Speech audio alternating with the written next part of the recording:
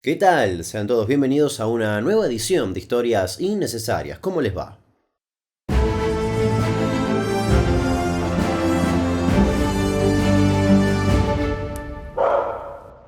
En la edición de hoy vamos a hablar de la desaparición de un avión. Es una historia que yo desconocía por completo hasta hace no mucho tiempo, pero que me llamó poderosamente la atención porque hay investigaciones muy recientes. Pero sin dudas, lo más llamativo de todo es que al día de hoy hay pura incertidumbre. Hoy, la desaparición del avión TC-48. Empecemos.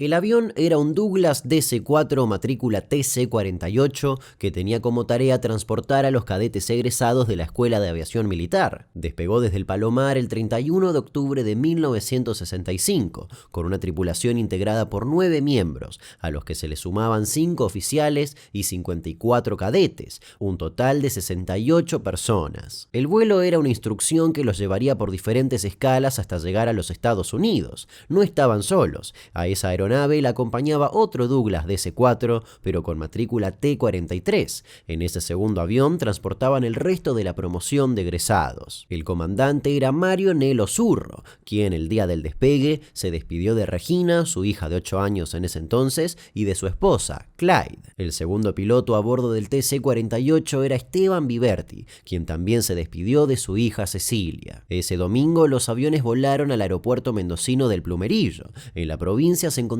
el presidente Arturo Illia y, como se acostumbraba, los despidió en la pista. Luego ambos aviones regresaron a Córdoba. Desde que el TC-48 despegó del Palomar, parte de la tripulación notó que la aeronave vibraba y que los motores hacían ruidos extraños, en especial el motor 3 y el 4. Esa misma falla habían sentido cuando aterrizaron en Córdoba. Aún así, a la medianoche del 31, partieron hacia Chile. Ambos aviones debían cruzar la cordillera. El T-43 contaba con la posibilidad de presurizar la nave, y eso evitó los inconvenientes por los que tuvo que pasar el TC-48. Ante la falta de esa posibilidad, debió volar a baja altura, a menos de 3.500 metros, para que los cadetes pudiesen respirar. Pasaron a Chile por Malargüe, donde el cordón montañoso era mucho más bajo. A los cadetes no los dejaron dormir mientras se realizó el cruce y fueron observados por los médicos, ya que por la altitud y la falta de oxígeno podía haber graves consecuencias. Según una carta enviada por el coronel Zurro, los jóvenes comenzaron a tocar sus guitarras y a cantar.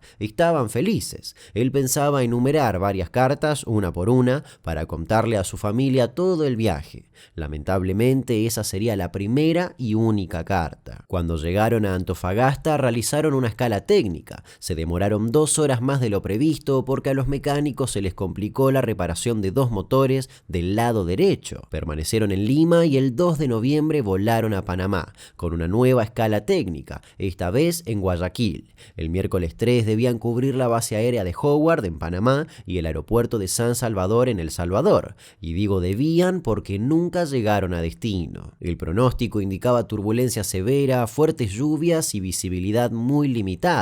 Antes de desaparecer, pasadas las 6:30 de la mañana, el TC-48 emitió una alerta. El motor 3 se estaba incendiando y el 4 se había parado. Le informaron al T-43 que iba a unos kilómetros por delante y, si bien su comandante se dio por enterado, continuó hacia su destino. Entre los diversos comentarios y pruebas hay quienes afirman que el radiooperador del TC-48 emitió a las 6:36 de la mañana una comunicación que daba a entender que había fuego en el motor 3 y que se procedía al aterrizaje o al amerizaje. Es entonces cuando aparece en escena uno de los testigos principales, el piloto Álvaro Proti, quien comandaba un Curtiss C-46 de Líneas Aéreas Costarricenses Sociedad Anónima, rumbo a Miami. En un reportaje, el piloto mencionó que el TC-48 le solicitó que les hiciera contacto con el aeropuerto de San José para aterrizar en esa pista, pero él les aconsejó que aterrizaran en Puerto Limón,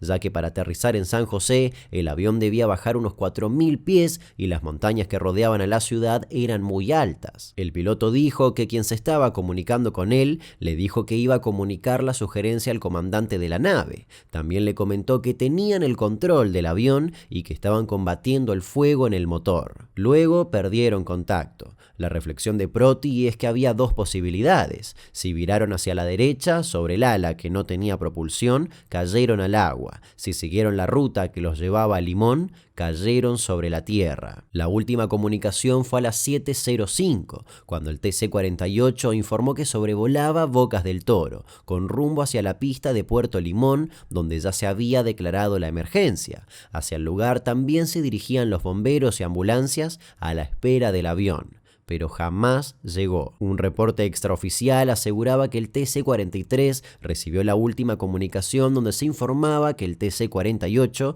estaba a 40 millas de la costa, con 500 metros de altitud, imposibilitado de mantener la línea de vuelo y que se aprestaba a amerizar, en otras palabras, posarse en el agua. Según otros dichos, también reportaron problemas eléctricos que dificultaban la lectura del radio compás. Desde ese entonces no hubo más comunicación, y ahí comenzó el misterio del TC-48. Por otra parte, el otro avión aterrizó en Tegucigalpa, la capital de Honduras. Lejos de enfocarse en la búsqueda, los compañeros que habían vuelto a estar sobre el suelo no supieron qué había pasado, ya que los oficiales se lo estaban ocultando. La noche del miércoles 3, la familia Zurro estaba en su casa, en Córdoba, cuando les comunicaron que el avión había perdido contacto y que en teoría habían caído al mar. Las explicaciones que les otorgaban a los familiares eran nefastas. En el hogar de los Viverti se enteraron de lo sucedido por el noticiero. A Cecilia, la pequeña niña, le dijeron: el avión de tu papá se perdió. El mismo día que desapareció la aeronave no fue posible salir a buscarlos, ya que el clima del Caribe estaba complicado por las tormentas. El primer operativo de búsqueda comenzó el día 4 y finalizó el 7. Según Regina Zurro, la hija del comandante,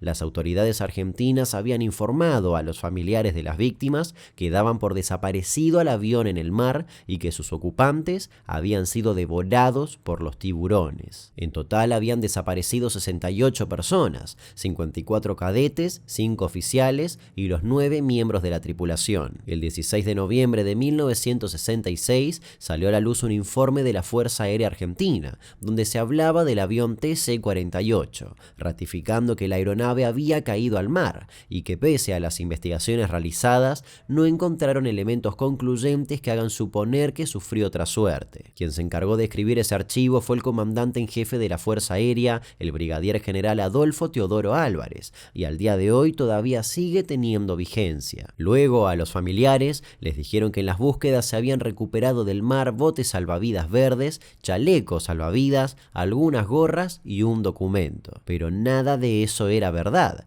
porque con el tiempo pudieron comprobar que los salvavidas correspondían a prefectura, no coincidían en los colores y mucho de lo rescatado había sido colocado en ese lugar a propósito. El 10 de noviembre le llegó a la familia Zurro la única carta que el piloto había escrito, y además de hablar de las guitarras y los cadetes, decía: una falla en el motor de nuestro avión nos demora 2 horas, el otro avión también tiene sus fallas. Y no se confundía, ya que el T-43 cuando llegó a Panamá fue totalmente desarmado y vuelto a armar, antes de permitirle regresar. Dentro de la historia del fatídico viaje hay otra un tanto menor, pero que deja en claro cómo querían proceder las autoridades. El cadete Oscar Huitós, antes de emprender el viaje en el TC-48, le dio a un compañero del otro avión una bolsa con su cédula de identidad, un par de gemelos y $100. Le pidió que se la guardara, ya que ellos llevaban la ropa y el equipaje colgado y tenía miedo de que se le perdiera. Y ese dato de color tomó un gran impulso cuando ocurrió la tragedia, ya que este cadete le entregó la bolsa a uno de sus superiores. Con ese material en su poder, las autoridades argentinas anunciaron que habían encontrado en el mar la cédula de uno de los cadetes. Hasta llegaron a decir que no la podían mostrar al público porque estaba mordida por los tiburones, pero la verdad es que estaba intacta, tal cual se la ve en la foto. Luego de 2 peritajes realizados al documento, se comprobó que nunca había estado en contacto con agua salada. Esta historia fue conocida gracias a una carta anónima que fue enviada a la familia Huitás. Los familiares se sintieron cruelmente engañados, pero también entendieron que si las autoridades habían hecho eso, era porque algo querían encubrir. Y esas anomalías llevaron a los familiares a investigar por su cuenta. Organizaron rifas, kermés y juntaron dinero como pudieron pudieron. Fue así que el capitán Juan Tomilchenko, padre del cadete Juan Bernardino, y el suboficial Rubén Bravino, padre de Orlando Pedro, viajaron al Caribe. Una vez ahí, recorrieron las costas para ver si la marea les llevaba los restos de la nave y del posible naufragio. Luego se internaron en la difícil selva de Talamanca, que comparten Costa Rica y Panamá. Ese lugar fue elegido porque los lugareños les habían dicho que habían visto pasar un avión a baja altura y que se dirigía al interior. El capitán argentino Juan Tomilchenko, en una de las tantas búsquedas, se topó con 2 cajas incendiadas con explosivos que habrían pertenecido a la aeronave. Estos elementos traen a la historia una de las teorías. En ella se afirmaba que una de esas supuestas cajas habían sido cargadas en el TC-48 antes del despegue. Las mismas habrían hecho que el viaje en el fuselaje sea muy peligroso, ya que no podían ser fijadas a nada. Estaban sueltas dentro del avión en medio de los cadetes. Aparentemente, producto de turbulencias o maniobras bruscas, estas habrían dañado la aeronave. Esta teoría surgió de la primera misión de búsqueda y rescate. No obstante, jamás pudo ser confirmada. La Fuerza Aérea negaba haber recibido pruebas. Jefe de prensa de la Fuerza Aérea. En el día de ayer, el suboficial mayor Bravino y el señor Gilberto Oliva se hicieron presentes en el despacho del jefe de Departamento de Relaciones Públicas de la Fuerza Aérea para entregar pruebas, aparentes pruebas del TC-48. La Fuerza Aérea mantuvo las puertas abiertas para investigar sobre este caso, este doloroso caso. Las pruebas no fueron entregadas a la Fuerza Aérea pura y exclusivamente por desinteligencias y problemas entre los señores que venían a entregar esos elementos. En el equipo de búsqueda se encontraba también la mujer que se había casado con Mario Nelo Zurro, Clyde Pereira, quien partió hacia Costa Rica, donde buscó a su marido durante 18 meses. Clyde, como tantos otros familiares, se negó a recibir el pésame de las autoridades de la Fuerza Aérea Argentina, que siempre insistieron en la versión de que el avión había caído al mar que no reflejó las manchas de aceite, partes de las máquinas o algún resto humano. Ella misma pudo hablar con el presidente de facto Juan Carlos Onganía, quien le prometió investigar, pero fueron solamente palabras. Clyde falleció en 2014, sin haber encontrado a su marido, a quien nunca dio por muerto. Estoy bastante emocionada, además lo que veo pasar. Este lugar no me hace mucha gracia, porque aquí lo vi por última vez, cuando se fueron esa noche. ¿Y por qué Fuerza Aérea nos mostró cosas encontradas en el mar? Si se los habían tragado los tiburones, no puede ser que el salvavidas esté entero, ¿me entendés? En diciembre de 1967, después de una búsqueda que incluyó 23 expediciones a la selva y más de 50 vuelos en avionetas y helicópteros, el gobierno de Costa Rica dio por finalizada la búsqueda. Una investigación hecha por los Estados Unidos concluyó que el avión cayó al mar entre Panamá y Costa Rica, a 30 kilómetros de la costa. Pero para la aviación civil de Costa Rica, en cambio, los restos del aparato están en algún lugar de la selva. Según el libro TC-48, el avión de los cadetes, escrito por Ricardo Becerra, un exteniente del ejército y hermano del cadete Héctor, menciona a 13 testigos que vieron al avión volar a baja altura en la zona selvática. La hipótesis de que el avión cayó en tierra y no en el mar se sostiene no solo en esos testigos, sino que también en diferentes testimonios y en la comunicación radial que el avión mantuvo con otro piloto. En 2008, la Fuerza Aérea Argentina llevó a cabo 2 misiones terrestres en la selva de Costa Rica. Es muy difícil, es selva con una vegetación bastante espesa, con un clima difícil, por lo menos en 7 o 8 meses del año. Hay nubosidad, hay lluvias, es muy difícil de transitar, con animales muy peligrosos, venenosos en su mayoría, de manera que hacen del arte de ingresar a la montaña un oficio y un trabajo bastante difícil, Jorge. En los operativos Esperanza, desarrollados en los años 2008, 9, 10, 12 y 13, la Fuerza Aérea envió en cada expedición a 2 integrantes de sus fuerzas especiales con el propósito de localizar el avión. Las innumerables búsquedas traían consigo un sinfín de hipótesis que alimentaban la espera de las familias y las personas que seguían esta historia.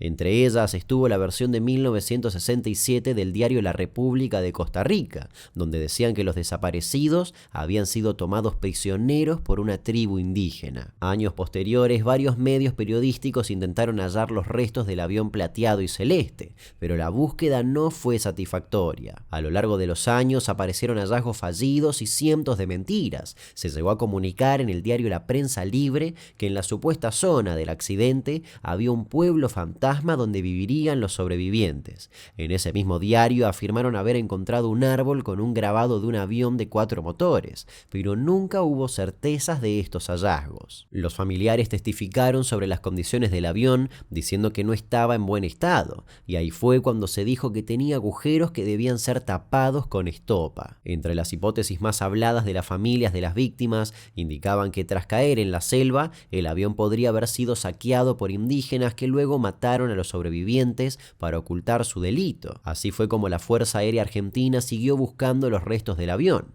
Las últimas expediciones contaron con el aporte logístico de la NASA y de la Comisión Nacional de Actividades Espaciales. Al día de hoy sigue en discusión si está en el agua o si está en la selva. Cecilia Viverti, la hija del capitán Esteban Viverti, es quizá la más ferviente defensora de la teoría selvática. Incluso ofreció una recompensa para quien aporte datos fehacientes que permitan llegar hasta los restos de la nave. Ella cuenta que a las esposas y a las hijas de los desaparecidos las llamaban las locas del 48. Con el paso de los años construyó su vida, tuvo 3 hijos, vivió en Córdoba, en Italia, en Rosario y en Funes. Según ella, no recuperará a su padre, pero sí podrá sanar su corazón sabiendo la verdad de lo sucedido en aquel accidente. Y hace más de 3 décadas realiza una investigación activa. En el medio de las investigaciones que se realizaron durante este largo periodo de tiempo, aparecieron algunas versiones que nunca terminaron de confirmarse, como la del indio Porfiador,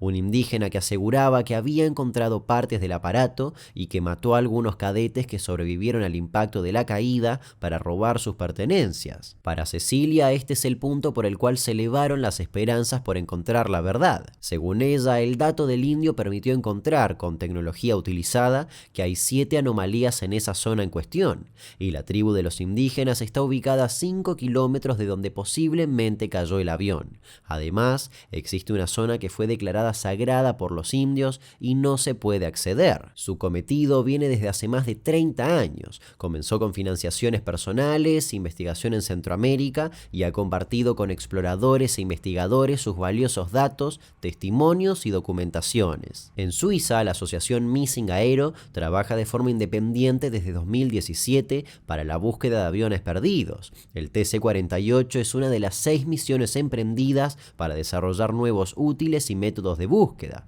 Para esta expedición en la cordillera de Talamanca proporcionaron resultados de sus investigaciones, incluidas simulaciones de trayectoria de vuelo y análisis de imágenes satelitales para guiar al personal en tierra. Por otro lado, en 2018 se estrenó el documental La Última Búsqueda, que sigue a Cecilia en sus expediciones por la selva. Junto a ella trabajó Wilfredo Rojas, un hombre que se inició en la búsqueda en 1985 y que no abandonó nunca los operativos, y los llevó a cabo hasta que la pandemia impuso una pausa. Wilfredo tenía pasión por encontrar al avión. Era un hombre metódico, capaz de arriesgar su vida en la montaña para cumplir con su sueño de encontrarlo. Formó un equipo de hombres totalmente calificados, a quienes les brindó sus conocimientos de geología, sismología y vulcanología. Lamentablemente falleció a los 61 años. Para el año 2021 había planes de nuevas incursiones en la selva, pero desde su muerte todo quedó frenado. José Campos, quien está a cargo del Grupo Internacional de Búsqueda TC-48,